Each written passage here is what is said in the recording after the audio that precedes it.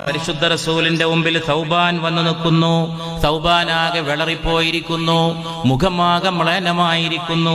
സ്നേഹത്തോടുകൂടി പരിശുദ്ധ നബി ചോദിച്ചു, യാ സൗബാൻ മാ ഗയ്യറ ലൗനുക്, നിങ്ങളുടെ നിറമെന്തേ മാറിപ്പോയി സൗബാൻ? സൗബാൻ എന്ന സഹാബി പറഞ്ഞു, യാ റസൂലല്ലാഹ്, അല്ലാഹുവിന്റെ റസൂലേ, രോഗമോ ബുദ്ധിമുട്ടോ പ്രയാസമോ ഒന്നും എന്നെ ബാധിച്ചിട്ടില്ല. വലിയ ഒരു വിഷയമൊഴികെ, ആ വിഷയമാണ് എന്നെ ബാധിച്ചത്.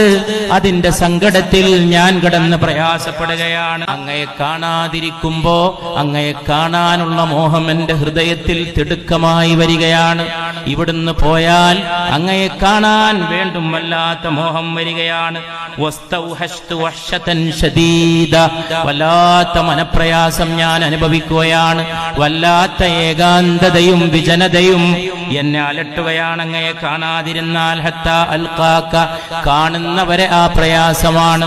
കണ്ടാൽ മാത്രമേ അത് നീങ്ങൂ.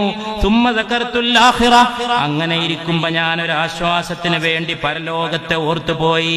വഅഖാഫു അല്ലാ അറാക ഹുനാക, പരലോകത്തും അങ്ങയെ കാണാതെ പോകുമോ എന്ന് ഞാൻ ഭയപ്പെടുകയാണ്. ലിഅന്നി അറഫ്തു അന്നക തുർഫഉ മഅൻ നബിയ്യിൻ, അങ്ങ് പ്രവാചകന്മാർക്കൊപ്പം ഉന്നതമായ സ്വർഗ്ഗത്തിലേക്ക് ഉയർത്തപ്പെടുമെന്ന് ഞാൻ മനസ്സിലാക്കിയിരിക്കുന്നു. വഇന്നി ഇൻ ദഖൽതുൽ ജന്ന, ഞാൻ സ്വർഗ്ഗത്തിൽ കടന്നാൽ തന്നെ കുന്തു ഫീ മൻസിലത്തിൻ ഹിയ അദ്നാ മിൻ മൻസിലതിക്, അങ്ങയുടെ പദവിയേക്കാൾ വളരെ താണ പദവിയിലായിരിക്കുമല്ലോ ഞാൻ. അങ്ങ് അമ്പിയാക്കൾക്കൊപ്പം ഉയർത്തപ്പെടുമല്ലോ. വഇൻ ലം അദ്ഖുൽ, ഞാൻ അങ്ങാനും സ്വർഗ്ഗത്തിലേക്ക് കടന്നില്ലെങ്കിലോ ഫദാലിക ഹീന ലാ അറാക അബദാ, ഒരിക്കലും അങ്ങയെ കാണാൻ എനിക്ക് കഴിയാതെ വരുമല്ലോ.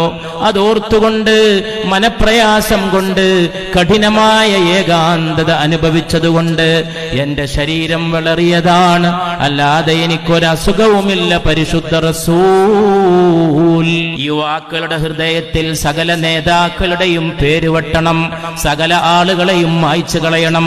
ഒരേ ഒരു വഴികാട്ടി, ഒരേ ഒരു മാർഗദർശി, മുഹമ്മദുൻ മുഹമ്മദുൻ മുഹമ്മദു സല്ലല്ലാഹു അലാ മുഹമ്മദ് സല്ലല്ലാഹു അലൈഹി വസല്ലം.